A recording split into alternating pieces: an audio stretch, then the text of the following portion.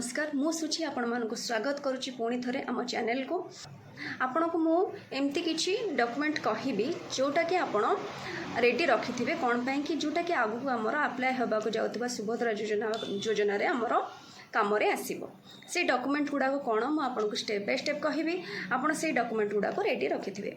Number 1 रे आपणकर कौन दरकार हम आधार कार्ड दरकार हम को आधार कार्ड जो आधार कार्ड सहित आपणकर फोन नंबर लिंक थी निहाती आवश्यक।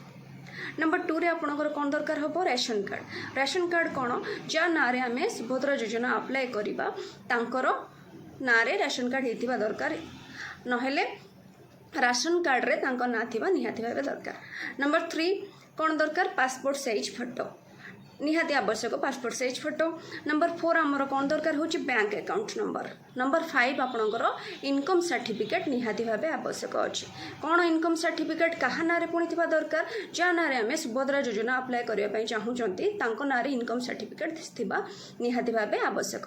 एई डॉक्यूमेंट को आपण सब रेडी रखंतु आगो को जाई पाखरे थिले जाई आपण सुभद्रा योजना अप्लाई करि परिबे। ता पूर्वरु आपण डॉक्यूमेंट रेडी रखंतु जेतेबेले सुभद्रा योजना अप्लाई हेई जिवो सेतेबेले आमे आपण को जणाई देबो वीडियो माध्यम रे केबे आपणकर अप्लाई हेबो केमिति अप्लाई हेबो आपण ऑफलाइन रे करिबे ना ऑनलाइन रे करिबे से माध्यम रे भी आमे गोटे वीडियो निहाती भाबे आनिबो। ता पूर्वरु आपण एतिक डॉक्यूमेंट रेडी करिक रखंतु आपण को सुभद्रा योजना अप्लाई करिया पय सुविधा हबो। वीडियोटी भल लगी आपण को निहाती भाबे शेयर करिवे सब्सक्राइब करिवे आ निहाती भाबे कमेंट सेक्शन में जणाइबे आपण को ये वीडियोटी केमिति लागिला।